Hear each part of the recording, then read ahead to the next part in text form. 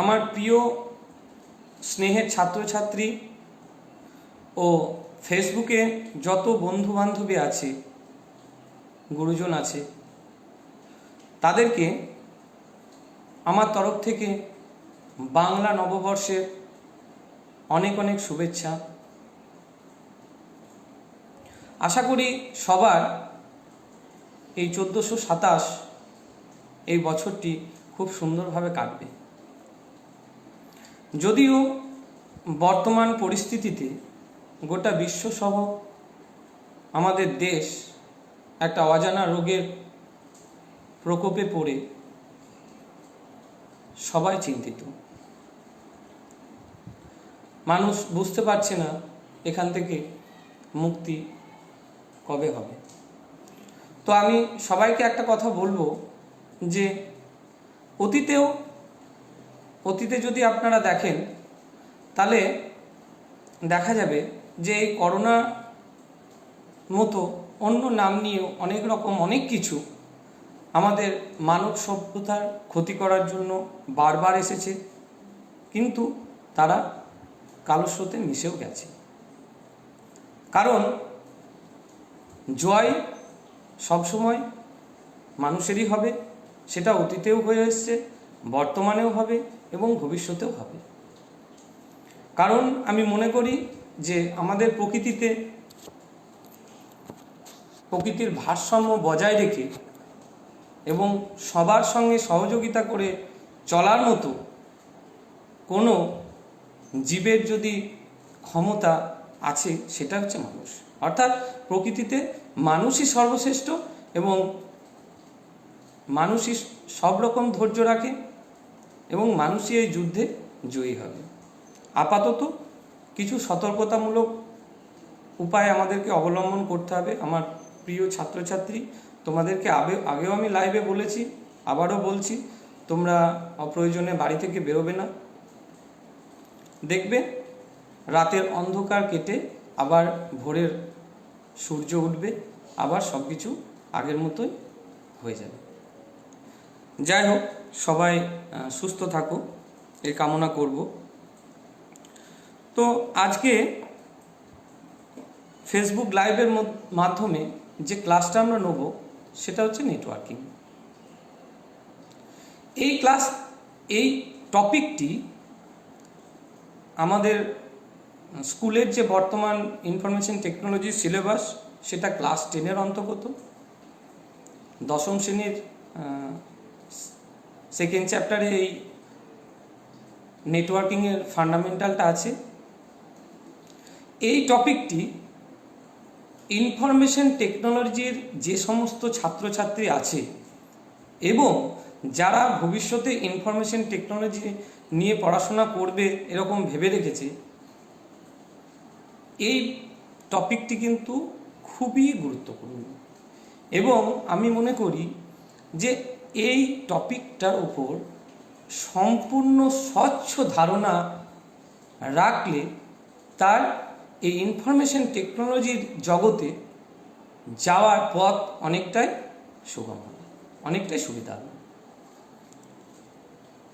কারণ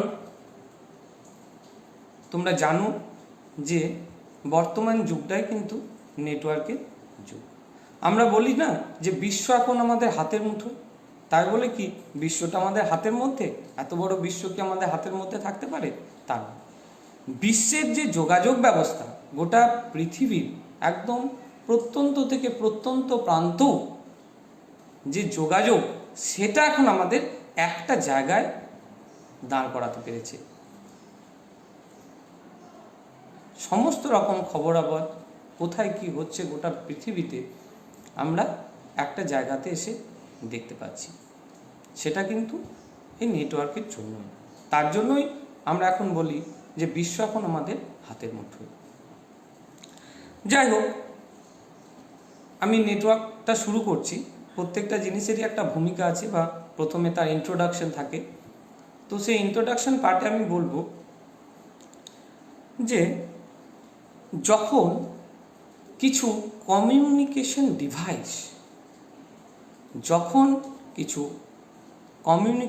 ডিভাইস একে অপরের সঙ্গে একটা কমিউনিকেশন এলিমেন্ট বা একটা কমিউনিকেশন চ্যানেলের মাধ্যমে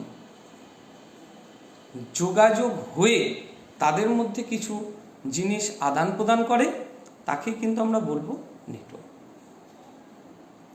আবার বলে দিচ্ছি, যখন এক বা একাধিক ডিভাইস একে অপরের সঙ্গে যুক্ত হয়ে, কিসের মাধ্যমে যুক্ত হয়ে, একটা কিছু কমিউনিকেশন চ্যানেল থাকবে, সেই চ্যানেলের মাধ্যমে যুক্ত হয়ে বা কিছু একটা মিডিয়া থাকবে, সেই মিডিয়ার মাধ্যমে যুক্ত হয়ে তাদের মধ্যে কিছু আদান প্রদান করবে, তখনই তাকে আমরা বলবো নেটওয়ার্ক। আমি তোমাদের একটা বাস্তব উদাহরণ দিয়ে বোঝানোর চেষ্টা করছি। তোমরা এখন দেখবে যে গ্রামে এখন একটা সরকারের প্রকল্প এসছে, জলাধার প্রকল্প। সেখানে কি হচ্ছে না, গ্রামেরই কোনো একটা জায়গায় একটা উঁচু করে শেল্টার বানানো হচ্ছে, ছাদের মতো একটা ছোট্ট চারিদিকে কলম দিয়ে বা ইট গেঁথে একটা উঁচু জায়গা করা হচ্ছে, এবং সেই উঁচু জায়গার মধ্যে একটা শিলা, মানে একটা বড় 2000-3000 লিটারের একটা, তারও বেশি একটা ট্যাঙ্কি বানানো হচ্ছে। দিয়ে সেই ট্যাঙ্কি থেকে, সেই জলের ট্যাঙ্কটা থেকে কি করা হচ্ছে না, ধরো তোমাদের বাড়িতে, তোমাদের গ্রামে 30টা ঘর আছে, তো বা 50টা ঘর আছে, ওই 50টা ঘরের যে মেন জায়গা, সেই জায়গাতে ওই ট্যাঙ্কটা থেকে কি করা হচ্ছে না, পাইপ জুড়ে দেওয়া হচ্ছে, এবং পাইপ জুড়ে দিয়ে পাইপের লাস্ট প্রান্তে একটা কল লাগিয়ে দেওয়া হচ্ছে।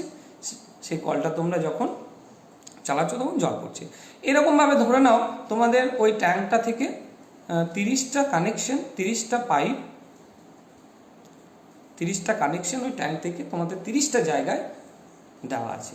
তার মানে সেইটাকেই যদি তোমরা একটা চিত্রের আকারে দেখো, তাহলে কি হবে, ধরো একটা মেন পয়েন্ট, সেই মেন পয়েন্ট থেকে এরকমভাবে যদি হাত দিয়ে তোমরা ছবিতে দেখে নাও, তাহলে কি হবে, ওইটাকে যদি একটা গ্রাফের আকারে দেখো, তাহলে এটা মেন সেন্টার জায়গা, ওখান থেকে পাইপ এদের বাড়িতে গেছে, সেখান থেকে পাইপটাকে ছোট করে কেটে আবার আর একটা ভাগ করা হয়েছে, আবার একটা ভাগ করা হয়েছে, আবার একটা ভাগ করা হয়েছে। এইভাবে তোমরা যদি পুরো জিনিসটাকে একটা চিত্রের আকারে দেখো, দেখবে একটা জালের মতো হয়ে যাচ্ছে। তো সেইটাকে আমরা কি বলবো, পাইপলাইন নেটওয়ার্ক। আবার তোমরা গ্রামে টিভি কেবিল নেটওয়ার্ক দেখেছো, কেবিল তার দিয়ে দেখবে তোমাদের গোটা গ্রামটাকে তোমরা যদি ফলো আপ করো, যে কেবিল তারটা কিভাবে গেছে, ধরো তোমাদের জিউ গ্রাম, তো সাঁইতিয়া থেকে একটা মোটা তার এলো, এবং মোটা তার এসে একটা জায়গায় মেন জায়গা করা হলো, সেখান থেকে পুরো গ্রামটাতে তার বের করে প্রত্যেকটা বাড়িতে কানেকশন দেওয়া হলো। তো ওইটাকেই যদি তোমরা একটা চিত্রের মধ্যে আঁকার চেষ্টা করো, তাহলেই দেখবে ওটা কিন্তু একটা জালের মতো হয়ে যাচ্ছে। সেইটাকেই বলবো আমরা নেটওয়ার্ক। নেট কথার অর্থ তোমরা জানো জাল, এবং ওয়ার্ক মানে হচ্ছে বিন্যাস, অর্থাৎ জাল বিন্যাস, জালের মধ্যে যে কাজ, সেটা হচ্ছে নেটওয়ার্ক। এটা গেল নেটওয়ার্ক কাকে বলে। কিন্তু আমাদের আলোচ্য বিষয় কি না, আমাদের আলোচ্য বিষয় কম্পিউটার নেটওয়ার্ক কি, হোয়াট ইজ কম্পিউটার নেটওয়ার্ক। তাহলে সংজ্ঞাটা দেখো একই রকম হবে, যে দুই বা ততোধিক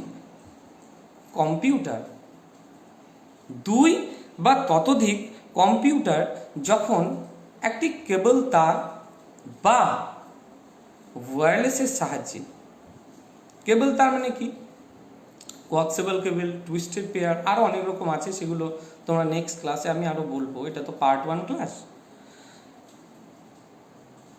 বা বেতার তরঙ্গ, স্যাটেলাইট, সেখানে রেডিও ওয়েভ, মাইক্রোওয়েভ, ঠিক আছে, স্যাটেলাইট ইত্যাদির মাধ্যমে যখন দুই বা ততোধিক কম্পিউটার একে অপরের সঙ্গে যুক্ত থেকে তাদের মধ্যে তথ্যের আদান প্রদান করে, তখনই আমরা তাকে বলবো কম্পিউটার নেটওয়ার্ক।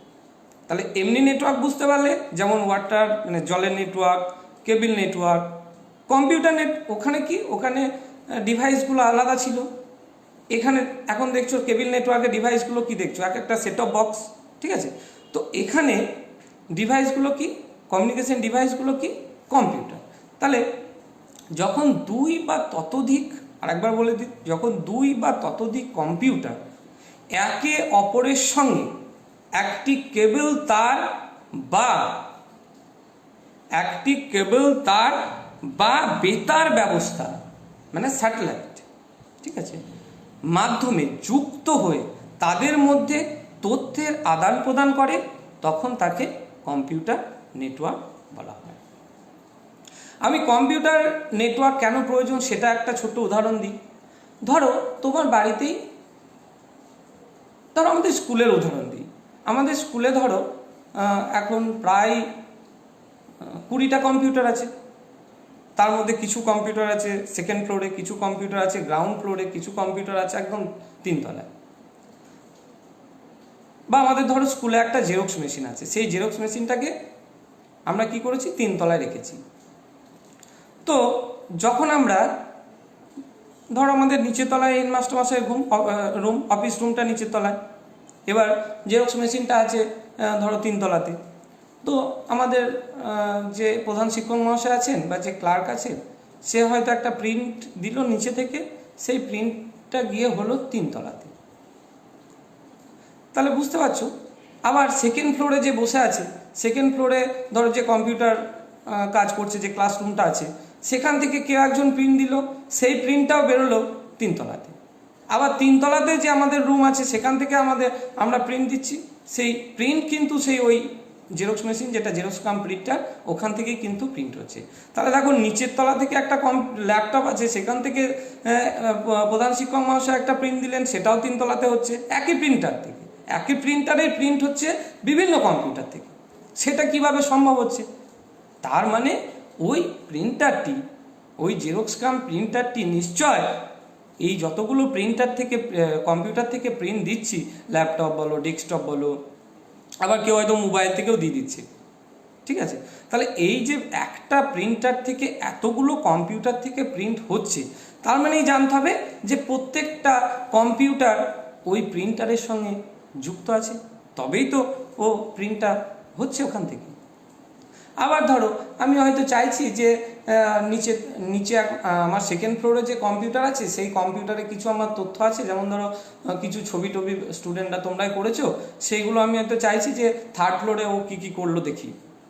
তো আমি দেখো যদি ওই সেকেন্ড ফ্লোরের কম্পিউটারে কি কি করা আছে কাজ, সেটা যদি আমি থার্ড ফ্লোর থেকে দেখতে চাই, তাহলে আমাকে কি করতে হবে? থার্ড ফ্লোর থেকে নেমে এসে আমাকে সেকেন্ড ফ্লোরে ঘরে ঢুকতে হবে, ঘরে ঢুকে কম্পিউটারটা দেখতে হবে যে কী কী করেছে, ড্রাইভগুলো খুলে খুলে, বা একটি পেন ড্রাইভে আমি কাউকে বললাম যে পেন ড্রাইভে ওইখানে কী কী কাজ করেছে আমাকে এনে দাও, তাহলে পেন ড্রাইভে কপি করে নিয়ে গিয়ে আমি 3 তলাতে দেখতে হচ্ছে। কিন্তু যদি আমি ওই 3 তলার কম্পিউটারটির সঙ্গে সেকেন্ড ফ্লোরের কম্পিউটারের তারের সঙ্গে একটা যোগাযোগ করে দিই, তাহলে কি আমাকে এতটা পরিশ্রম করতে হবে? কাউকে বলতে হবে যে পেন ড্রাইভে করে নিয়ে এসো, বা আমাকে কি ওই ওপরতলা বন্ধ করে এসে নিচের তলায় ঢুকে কম্পিউটারে কি আছে দেখতে হবে? কখনোই হবে না। তার মানে আমরা বুঝতে পারছি যে এক বা একাধিক কম্পিউটারের সঙ্গে যখন আমরা তথ্যের আদান প্রদান করার প্রয়োজন হয়, তখন আমরা কি করব না, সেই কম্পিউটারগুলো একে অপরের সঙ্গে যুক্ত করে দেবো। তাহলে যুক্ত করে দিলে ওই কম্পিউটারের ডেটা আমি এই কম্পিউটারে পাবো, এই কম্পিউটারের ডেটা আমি ওই কম্পিউটারেও পাবো। একদম সহজ জিনিস। এটা যে কোনো ক্ষেত্রে তোমরা ছোটোবেলায় অনেক দেখবে ওই পাইপ দিয়ে তোমরা একটা হয়তো মাটি দিয়ে একটা ছোট এরকম গর্ত করেছো, সেই গর্ত থেকে তোমরা একটা ওই পেপের নল লাগিয়ে দিয়েছো, দিয়ে নল লাগিয়ে আবার তার নিচে আবার একটা গর্ত করেছো, দিয়ে সেখান থেকে আরেকটু গিয়ে সেখানে হয়তো আবার একটা গর্ত করেছো। তাহলে ওই যে 3-4টে গর্ত তুমি করেছো, সেই গর্তগুলোকে তুমি কিন্তু ওই পেপের পাইপ দিয়ে, আমরা ছোটোতে খেলেছি অনেক, প্রত্যেকটা গর্তকে কানেক্ট করে দিয়েছি। কানেক্ট করার পর কি, প্রথমে যে গর্তটায় জল যেটা উঁচুতে আছে, সেখানে আমরা জলটা যখন ঢেলে দিচ্ছি হচ্ছে না, ওই জলগুলো কিন্তু একদম তোমার যতগুলো গর্ত করা আছে সেই গর্ততে চলে যাচ্ছে। কেন যাচ্ছে? কারণ ওই গর্তগুলোকে আমি ওই পেপের যে পাইপ মানে যে নল, সেইটা দিয়ে আমি যোগাযোগ করে দিয়েছি। তাহলে যখনই আমি যোগাযোগ করে দেবো, তখনই আমরা কিন্তু দুটো জিনিসের মধ্যে কিছু কানেকশন করে দিলাম। এবার যখনই তোমার দেখো ওই যোগাযোগটা হয়ে গেল, আমি তোমাদের গ্রামে যে ট্যাঙ্কের উদাহরণটা দিলাম সেটা দেখো, যখন তুমি পাইপ দিয়ে সমস্ত কানেকশন করে দিলে, তবে তুমি সাবমার্সেল চালাচ্ছ, ট্যাঙ্কটা ফুল হচ্ছে, তখন ওই প্রান্ত থেকে যখন তুমি কলটা চালাচ্ছ তখন জলটা পাচ্ছ। তাহলে দেখো নেটওয়ার্ক যখন তৈরি হয়ে যাবে, সেখানে কি শুধু আমি ওই জলটাই পাঠাতে পারবো? ওই ট্যাঙ্কে যদি আমি দুধ ঢেলে দিই, তাহলে সেই দুধটা কি যাবে না পাইপ দিয়ে? অবশ্যই যাবে। তাহলে দেখো একটা নেটওয়ার্ক যখন স্থাপিত হয়ে যাবে সাকসেসফুলি, তখন তার মধ্যে দিয়ে যে যে জিনিস যাবার মতো সেইগুলো যদি আমরা দিই, তাহলে সবই কিন্তু ওই নেটওয়ার্কের মাধ্যমে যেতে পারবে। এটা কিন্তু খুব ভালো একটা টপিক, তোমরা খুব সুন্দরভাবে বোঝার চেষ্টা করো। তাহলে এখানে আমরা কম্পিউটার নেটওয়ার্কে তো আর আমরা জল পাস করতে পারবো না, এটা কম্পিউটার নেটওয়ার্ক। তাহলে কম্পিউটারে আমরা কি ডেটা, আমরা কি আদান প্রদান করি? আমি আগে ক্লাস নিয়েছি, কম্পিউটারে আমরা ডেটা, ইনফরমেশন, কোনো ভিডিও, কোনো অডিও, কোনো পিকচার, এগুলো কিন্তু আমরা কম্পিউটারের মাধ্যমে, এই নেটওয়ার্কের মাধ্যমে আমরা কিন্তু আদান প্রদান করতে পারি। তাহলে এইটা গেল একটা বড় ভূমিকা এবং সংজ্ঞাটা আর একবার বলে দিচ্ছি, যে দুই বা ততোধিক কম্পিউটার যখন একটি কেবল তার বা স্যাটেলাইট এর মাধ্যমে যুক্ত হয়ে তাদের একে অপরের মধ্যে ডেটা বা তথ্য আদান প্রদান করে, তখনই তাকে আমরা বলবো কম্পিউটার নেটওয়ার্ক। আচ্ছা, এইবার আমরা যেটা পড়ব সেটা হচ্ছে কম্পিউটার নেটওয়ার্কের কী কী গুরুত্ব আছে। আমার বোর্ডে কিছু পয়েন্ট করা আছে, সেগুলো তোমরা দেখতে থাকো এবং আমি পয়েন্ট টু পয়েন্ট তোমাদেরকে বলার চেষ্টা করছি।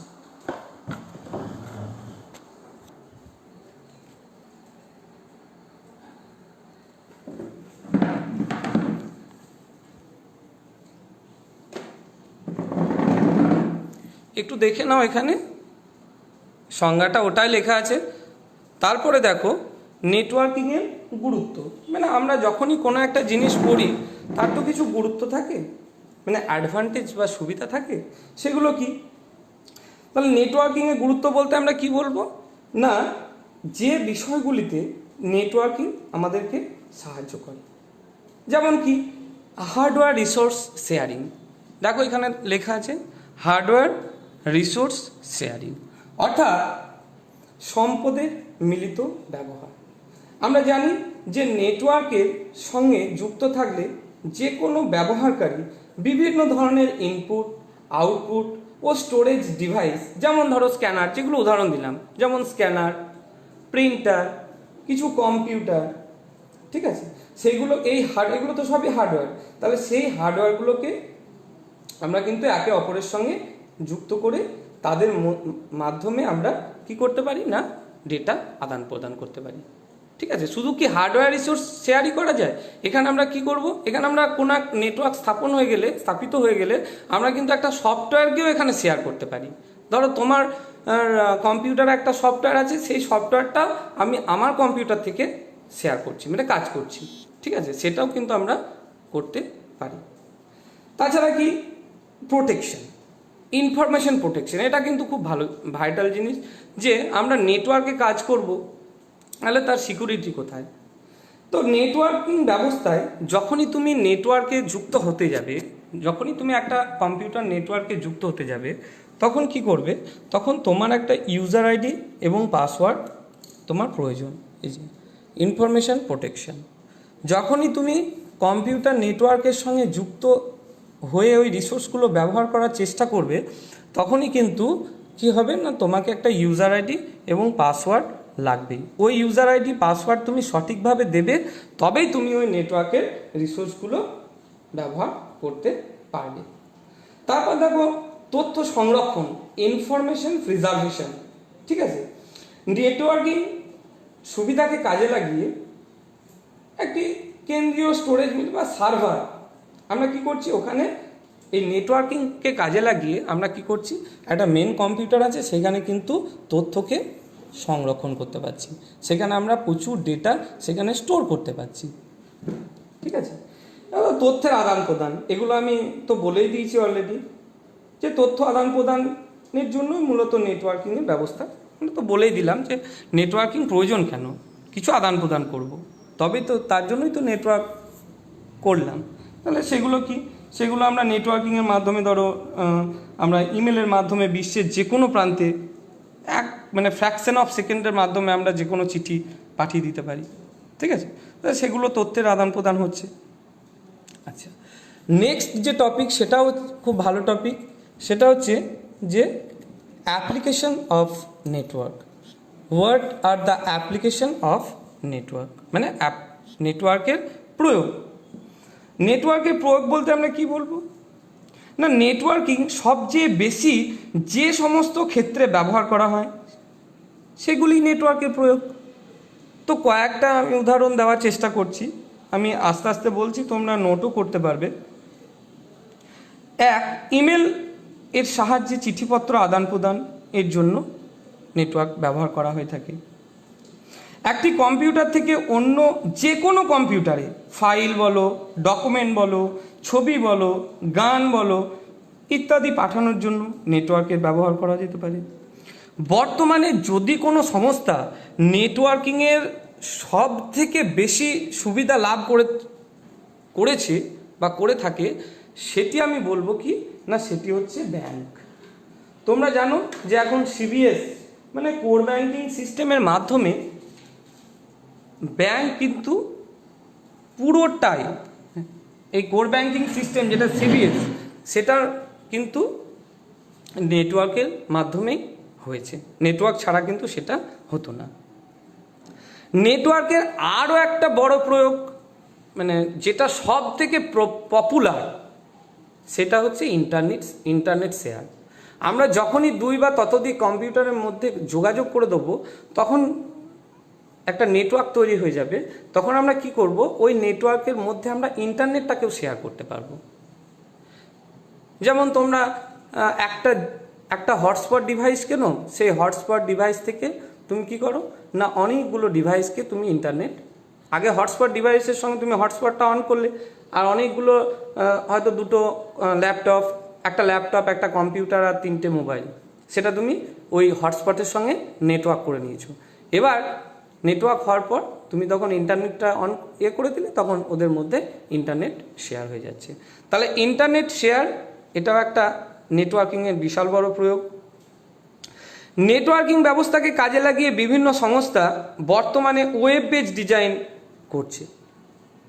মানে এটা এত সুন্দর জিনিস, ধরো ওয়েব পেজের একটা অংশ আমি করছি, একটা অংশ ও করছে, একটা অংশ ও করছে, মানে একটা ওয়েব পেজকেও নেটওয়ার্কিংয়ের মাধ্যমে কিন্তু ব্যবহার করা যায়। এছাড়া তোমরা জানো নেটওয়ার্কিং ব্যবস্থার মাধ্যমে এখন ইন্টারনেটের সমস্ত দ্রব্যই কেনা বেচা হচ্ছে। তোমরা এগুলো তো সবই জানো, এখন সবই তোমরা অর্ডার করো। তো সেগুলো কিন্তু সবই সম্ভব এই নেটওয়ার্কের জন্য। নেটওয়ার্কিং না থাকলে এগুলো তুমি কোনো কিছুই শেয়ার করতে পারবে না। আর একটা নেক্সট টপিকে আসবো, এই ছিল তোমাদের নেটওয়ার্কের প্রয়োগ। আরও অনেক আছে, সেগুলো বলতে গেলে অনেক সময় লেগে যায়। এবার চলে এসো মুড অফ কমিউনিকেশন বা তথ্য প্রেরণের ধরন। সেটা কি না, এই কম্পিউটার নেটওয়ার্ক সিস্টেমে যুক্ত দুটি কম্পিউটার যখন ধরো পরস্পরের মধ্যে তথ্য আদান প্রদান করে, তখন একটিকে আমরা কি বলবো, একটিকে বলবো গ্রাহক এবং অন্যটিকে বলবো প্রেরক। একটি হলো প্রেরক আর অপরটি হলো গ্রাহক। তো সেই তথ্য আদান প্রদানের ধরন 3 রকমের হতে পারে, 3 ভাবে ওরা তথ্য আদান প্রদান করতে পারে। কি না, একটা হচ্ছে সিমপ্লেক্স মোড, দেখতে পাচ্ছ এখানে, একটা হচ্ছে সিমপ্লেক্স মোড, দেখো ছবি দেওয়া আছে। আর একটা হচ্ছে হাফ ডুপ্লেক্স মোড, আর একটা হচ্ছে ফুল ডুপ্লেক্স মোড। তাহলে একটা হলো সিমপ্লেক্স মোড, একটা হলো হাফ ডুপ্লেক্স, আর একটা হলো ফুল ডুপ্লেক্স। এটাও কিন্তু খুব সুন্দর জিনিস, বোঝার চেষ্টা করবে। দেখো হাফ সিমপ্লেক্স মোডে আমি একটা ছবি এঁকেছি। এখানে দেখো এটা হচ্ছে প্রেরক, এটা হচ্ছে গ্রাহক, এ ডেটা ট্রান্সফার করছে। এই ধরনের ওয়েতে কি হয়, এই ধরনের মুডে কি হয়, মানে এগুলো হচ্ছে ওয়ান ওয়ে কানেকশন। মানে প্রেরক পাঠাবে, গ্রাহক রিসিভ করবে, কিন্তু গ্রাহক কিছু পাঠাতে পারবে না এই ধরনের ওয়েতে।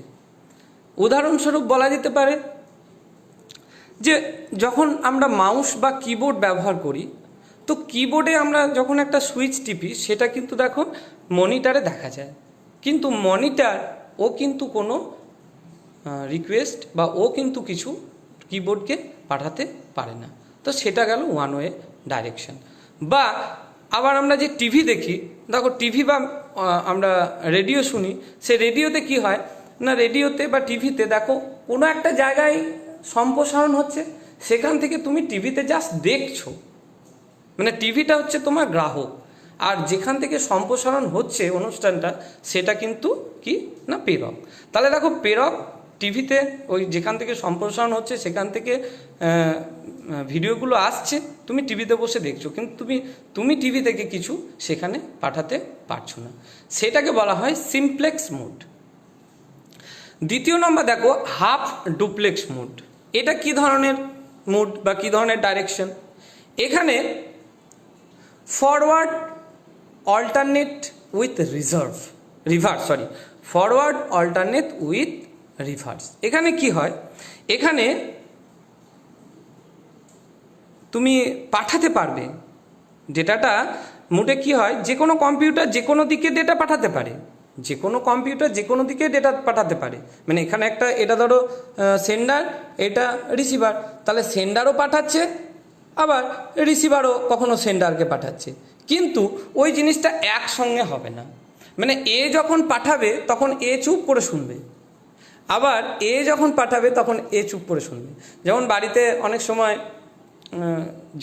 ঝামেলা হলে কি বলে, যে আমি যখন বলবো তখন তুই চুপ করে থাকবি, তখন আমার যখন বলা শেষ হবে তখন তুই বলবি, তাহলে ঝামেলাটা কম হয়। তো সেরকমই সিচুয়েশন এখানে, যে যখন এ সেন্ডার কিছু রিসিভারকে পাঠাচ্ছে তখন কিন্তু রিসিভার চুপ করে নিচ্ছে, শুনছে, আবার এর যখন কমপ্লিট হয়ে যাচ্ছে তখন এ আবার একে পাঠাচ্ছে। এটা আমরা কোথায় দেখতে পাই? দেখবে পুলিশের কাছে বা যারা রোডে ট্রাফিক পুলিশ থাকে তাদের কাছে দেখবে একটা ওয়াকি টকি থাকে। সেই ওয়াকি টকিতে কি হয়, দেখবে যে ও কথা বলে নিল, দিয়ে বলবে ওভার অ্যান্ড আউট, তখন কি করবে, ওভার বলবে, তখন ওর কথা বলা শেষ হবে, তখন দেখবে ও বলছে। ওইটা কিন্তু হাফ ডুপ্লেক্স মোড দিয়ে ওই নেটওয়ার্কটা বানানো হয়। ঠিক আছে, 3 নম্বরে চলে এসো। 3 নম্বর হচ্ছে ফুল ডুপ্লেক্স। ফুল ডুপ্লেক্সটা কি না, ফুল ডুপ্লেক্সে কিন্তু সাইমেলটেনিয়াসলি হবে, মানে সেন্ডার, দেখো এটা সেন্ডার, এটা রিসিভার, তাহলে সেন্ডারও পাঠাচ্ছে, মানে সাইমেলটেনিয়াসলি একই সঙ্গে রিসিভারও কিছু পাঠাচ্ছে, মানে সেন্ডারও পাঠাচ্ছে, রিসিভার অ্যাকসেপ্ট করছে, আবার রিসিভার পাঠাচ্ছে, সেন্ডার অ্যাকসেপ্ট করছে, মানে গ্রাহক প্রেরককে পাঠাচ্ছে, একই সঙ্গে প্রেরক আবার গ্রাহককে পাঠাচ্ছে। এই উদাহরণ তোমরা অনেক দেখেছো, যেমন মোবাইল ফোনে বা টেলিফোন যেটা, সেটাতে কি হয়, আমরা কিন্তু কথা একসঙ্গে বলি। তোমরা যখন কথা বলো তখন তুমিও বলো, আবার যাকে ফোন করেছো সেও কিন্তু সাইমেলটেনিয়াসলি একই সঙ্গে সেও কিন্তু কথা বলে। ঠিক আছে, তাহলে 3টে জিনিস দেখো, তোমাদের আশা করা যায় বুঝতে অসুবিধা হবে না। একটা হচ্ছে সিমপ্লেক্স মোড, একটা হচ্ছে হাফ ডুপ্লেক্স মোড, আর একটা হচ্ছে ফুল ডুপ্লেক্স মোড। আচ্ছা, এই গেল আমাদের মোড অফ কমিউনিকেশন। এগুলোর তোমরা পার্থক্য নিজেরা বাড়িতে করবে। পার্থক্য যদি করে দিই বলো, তাহলে সিমপ্লেক্সে হবে তথ্য প্রেরণ সর্বদা একমুখী হয়। হাফ ডুপ্লেক্সে কি বলবো না, তথ্য প্রেরণ উভয় দিকেই হতে পারে, তবে একই সময়ে নয়। আর ফুল ডুপ্লেক্সে কি বলবো না, তথ্য প্রেরণ একই সময়ে উভয় দিকেই হতে পারে। আর একটি পার্থক্য বলতে পারি যে বর্তমানে এর ব্যবহার খুবই কম। হাফ ডুপ্লেক্সে মাঝামাঝি ওই পুলিশের কাছে এগুলো দেখা যায়, আর ফুল ডুপ্লেক্সে কিন্তু সব থেকে বেশি ব্যবহার এখানে হয়ে থাকে। আর একটা উদাহরণ বলতে পারি যে এক্ষেত্রে তথ্য প্রেরণের জন্য একটি মাত্র লাইন থাকবে, আর হাফ ডুপ্লেক্সে তথ্য প্রেরণের জন্য একটি লাইন থাকবে, একই লাইনে ও যখন বন্ধ করবে তখন ও বলবে। কিন্তু ফুল ডুপ্লেক্সে আমাদের দুটি পৃথক লাইন থাকবে, একটা সেন্ডারের জন্য আর একটা রিসিভারের জন্য। ঠিক আছে, তাহলে এই গেল মোড অফ কমিউনিকেশান। তারপর আর একটা ভালো টপিক সেটাতে চলে এসো, সেটা হচ্ছে টাইপস অফ নেটওয়ার্ক। মানে নেটওয়ার্কের এটা কিন্তু পরীক্ষায় প্রায়ই পড়ে, তোমাদের বিগত দিনেও মাধ্যমিক পরীক্ষাতে 11-এও এসছে, মাধ্যমিকেও এসছে, উচ্চ মাধ্যমিকেও এসছে। সেটা কি না, সেটা আবার কি জিনিস, প্রকারভেদ।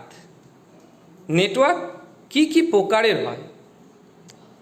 তো নেটওয়ার্ক এটা কিন্তু বিস্তার অনুসারে এই ভাগটা করা হয়েছে, যে নেটওয়ার্কটা কতটা বিস্তার জুড়ে হবে সেই তার উপর ভিত্তি করেই কিন্তু এই প্রকারভেদটা করা হয়েছে। সেটা কি না, 3 ভাগে। একটা হচ্ছে ল্যান, যেটাকে পুরো ভাষায় বলে লোকাল এরিয়া নেটওয়ার্ক, আর একটা হচ্ছে ম্যান, যেটাকে বলে মেট্রোপলিটন এরিয়া নেটওয়ার্ক, আর একটা হচ্ছে ওয়ান, যেটা হচ্ছে ওয়াইড এরিয়া নেটওয়ার্ক। তাহলে ল্যান সম্বন্ধে আমরা একটু বোঝার চেষ্টা করব। ল্যানটা কি না, যে নেটওয়ার্কের ভৌত পরিধি একটি নির্দিষ্ট অঞ্চলের মধ্যে সীমাবদ্ধ। মানে যে নেটওয়ার্কের পরিধিটা একটি নির্দিষ্ট অঞ্চলের মধ্যে সীমাবদ্ধ, সেটাকে আমরা বলবো ল্যান। যেমন ধরো তুমি একটা বিল্ডিংয়ের মধ্যে যতগুলো কম্পিউটার আছে, প্রিন্টার আছে, ল্যাপটপ আছে, সবগুলোকে কানেক্টেড করেছো, তাহলে সেই বিল্ডিংটায় আমরা কি বলবো না, সেটাই ল্যান করা আছে। কোনো একটি বিল্ডিং, কোনো একটি অফিস, সেই সব জায়গাতে কিন্তু ল্যানগুলো করা থাকে। অর্থাৎ যে নেটওয়ার্কের ভৌত পরিধি একটি নির্দিষ্ট অঞ্চলের মধ্যে সীমাবদ্ধ থাকে তাকে আমরা বলবো লোকাল এরিয়া নেটওয়ার্ক। এর একটা ডিস্ট্যান্স রেঞ্জ আছে, সেটা কি না, সর্বোচ্চ 1 কিলোমিটার। 1 কিলোমিটারের মধ্যে কিন্তু এই ল্যান কানেকশন সীমাবদ্ধ থাকে। এই নেটওয়ার্কের মাধ্যমে আমরা ডেটা এন্ট্রি করতে পারি, ডেটা প্রসেসিং করতে পারি, ইমেল করতে পারি, ইত্যাদি সব কাজই এই নেটওয়ার্কের মাধ্যমে করা যায়। এই নেটওয়ার্ক সাধারণত কি না, কেবিল দিয়ে কিন্তু এই নেটওয়ার্ক সাধারণত করা হয়। এবং এই নেটওয়ার্কে মানে তৃতীয় ব্যক্তির কোনো ভূমিকা নেই। মানে এই নেটওয়ার্কে যাবতীয় সিকিউরিটি তোমার, কারণ তোমার কম্পিউটারের সঙ্গে তুমি ধরো একটা স্কুলে নেটওয়ার্ক করেছো, যতগুলো কম্পিউটার আছে, যদি 25টা কম্পিউটার আছে, হয়তো 2টো প্রিন্টার আছে, তাহলে তুমি তাদের মধ্যে নেটওয়ার্ক করেছো, তাহলে সেইখানে তো আর তৃতীয় ব্যক্তি মানে সরকারি বলো বেসরকারি বলো, তাদের তো কোনো সেখানে ভূমিকা নেই ল্যানের মধ্যে। সেটা কিন্তু সম্পূর্ণই তোমার ওপর ডিপেন্ড করছে। ঠিক আছে, ল্যানের মধ্যে কিন্তু ডেটা ট্রান্সফার স্পিডটাও খুব বেশি হয়, কারণ যেহেতু লোকাল এরিয়া, লোকালের মধ্যে স্পিডটা তো বেশি হবেই। ঠিক আছে, তারপরে চলে এসো মেট্রোপলিটন এরিয়া নেটওয়ার্ক। মেট্রো মানে আমরা কি জানি, একটা শহর বলতে বোঝায়। তাহলে একটা শহরাঞ্চলের নেটওয়ার্কে একটা শহর আমরা কি বলবো না, একটা শহরাঞ্চলের অনেকগুলো ল্যান নেটওয়ার্ককে একসঙ্গে নিয়ে যে নেটওয়ার্ক, সেটাই হচ্ছে কিন্তু মেট্রোপলিটন এরিয়া নেটওয়ার্ক বা সংক্ষেপে ম্যান। যেটা তোমরা জল ট্যাঙ্কের ক্ষেত্রে দেখবে তোমাদের হয়তো এরিয়াতে একটা বিশাল বড় জল ট্যাঙ্ক আছে। এবার সেই জল ট্যাঙ্কটার মাধ্যমে দেখবে গোটা শহরটা, তোমাদের যেমন সাঁইথিয়া শহরে ধরো একটা বড় জল ট্যাঙ্ক আছে বাস স্ট্যান্ডের কাছে। এবার সেই জল ট্যাঙ্কের মাধ্যমে গোটা শহরটাতে জল সরবরাহ করা হচ্ছে, তাহলে সেইটা কিন্তু ম্যান। এবং তোমার বাড়ির ট্যাঙ্কি থেকে, জলের ট্যাঙ্ক থেকে যখন তুমি জল ব্যবহার করছো, সেইটা কিন্তু ল্যান, মানে তোমার একটা বিল্ডিংয়ে। আর যখন একটা জল ট্যাঙ্ক থেকে গোটা শহরটাতে জল সরবরাহ করা হচ্ছে, সেটা কিন্তু ম্যান। আচ্ছা, এইবার যেটা সব থেকে ভাইটাল, সেটা হচ্ছে ওয়্যান। ওয়্যানটা কি না, ওয়্যানের মাধ্যমে আমরা বিশ্বব্যাপী, তাহলে ল্যান গেল, ল্যানটা হয়ে গেল, ম্যানটা হয়ে গেল, ম্যানের কিছু বৈশিষ্ট্য তোমরা শুনতে পেলে, এবং ওয়্যান ওয়াইড এরিয়া নেটওয়ার্ক। দেখে নাও, ওয়াইড এরিয়া নেটওয়ার্ক। তাহলে ওয়াইড এরিয়া নেটওয়ার্কে কি হয় না, বিশ্বব্যাপী ছড়িয়ে থাকা কম্পিউটারগুলির মধ্যে যখন সংযোগ স্থাপন করতে হবে, তখন কিন্তু আমাদেরকে ওয়াইড, মানে ওয়াইড কথার অর্থ হচ্ছে বিস্তীর্ণ এরিয়া, বিস্তীর্ণ এলাকা, সেটা গোটা পৃথিবী জুড়ে হতে পারে। ঠিক আছে, তাহলে বিশ্বব্যাপী ছড়িয়ে থাকা কম্পিউটারগুলির মধ্যে সংযোগ স্থাপন করে তাদের মধ্যে তথ্য আদান প্রদান করতে যদি আমাদের প্রয়োজন হয়, তখন আমরা ওয়াইড এরিয়া নেটওয়ার্কের ব্যবহার করব। সংজ্ঞা হিসাবে বলতে পারি যে নেটওয়ার্ক ব্যবস্থার মাধ্যমে বিশ্বব্যাপী ছড়িয়ে থাকা কম্পিউটারগুলোর মধ্যে যোগসূত্র স্থাপন করে তথ্য আদান প্রদান করা হয়, তাকে আমরা বলবো ওয়াইড এরিয়া নেটওয়ার্ক বা শর্টে ওয়ান। ওয়ানের জন্য আমরা কি চ্যানেল বা কি মিডিয়া ব্যবহার করব? আমরা কেবল বা স্যাটেলাইট বা মাইক্রোওয়েভ বা রেডিও ওয়েভ এইসব ফ্রিকোয়েন্সিগুলো কিন্তু আমরা এই ওয়ানের জন্য ব্যবহার করি। ঠিক আছে, যে উপগ্রহ আছে সেই উপগ্রহের মাধ্যমে এই ল্যান কিন্তু কানেকশন হয়। তোমরা ল্যান ম্যান ওয়ানের একটা পার্থক্য নিজেরাই বাড়িতে করবে, সেগুলো আমি স্কুলে গিয়ে চেক করব বা করে আমাকে ছবি হোয়াটসঅ্যাপ গ্রুপে দেবে। লাস্ট যে টপিকটা আজকে পড়বো আমরা পার্ট ওয়ানের মধ্যে, নেটওয়ার্ক পার্ট ওয়ানের মধ্যে, সেটা হচ্ছে যে নেটওয়ার্কের আর্কিটেকচার। এইটাও খুব সুন্দর জিনিস। আমি বলেইছি যে নেটওয়ার্ক চ্যাপ্টারটা কিন্তু পুরোটা খুবই সুন্দর চ্যাপ্টার এবং খুব ভালোভাবে বোঝার চ্যাপ্টার আছে এটা। আর্কিটেকচার কথার অর্থ হচ্ছে গঠন। এই যে তুমি ল্যান করবে তো তার গঠনটা, এই যে তুমি নেটওয়ার্ক করবে তার গঠনটা কি? তাহলে আর্কিটেকচার বলতে আমরা কি বুঝবো?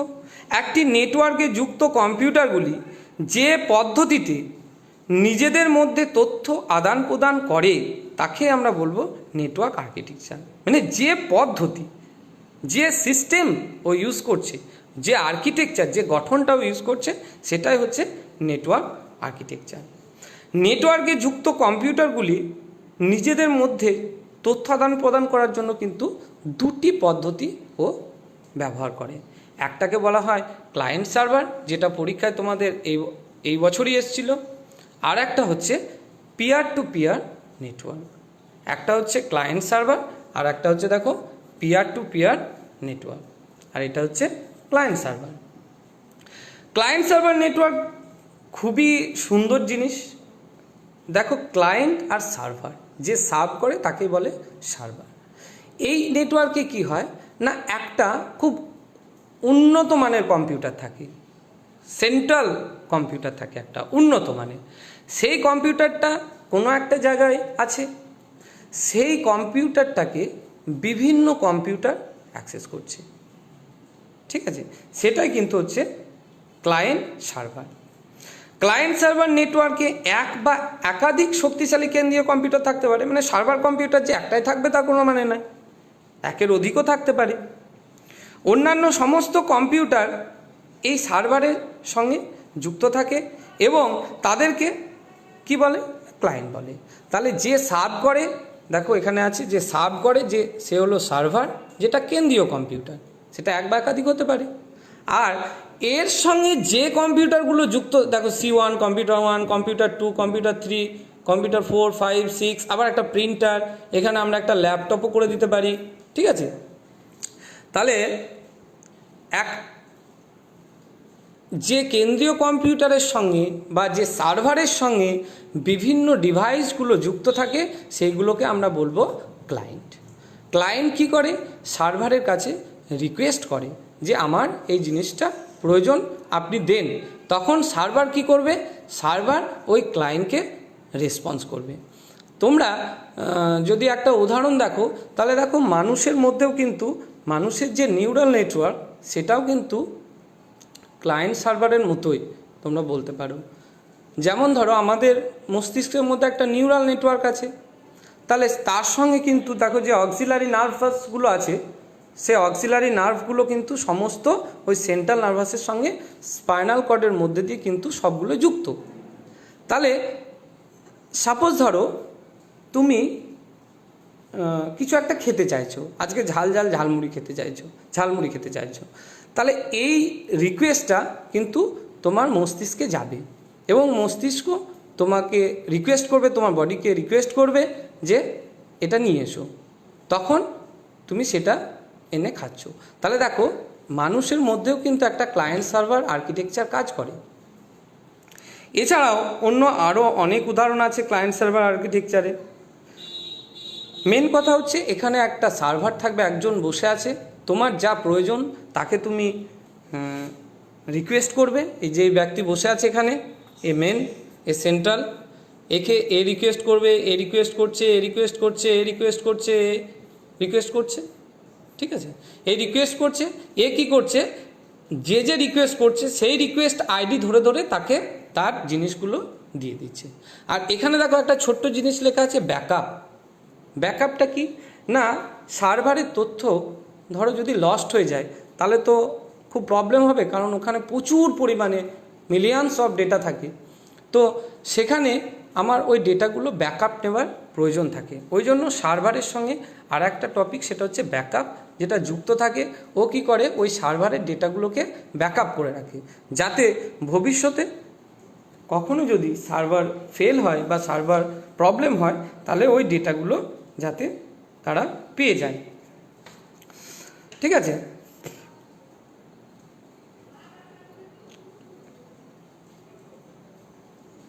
এখানে সার্ভার কম্পিউটারগুলো কিন্তু যথেষ্টই শক্তিশালী হতে হবে এবং দামি হতে হবে।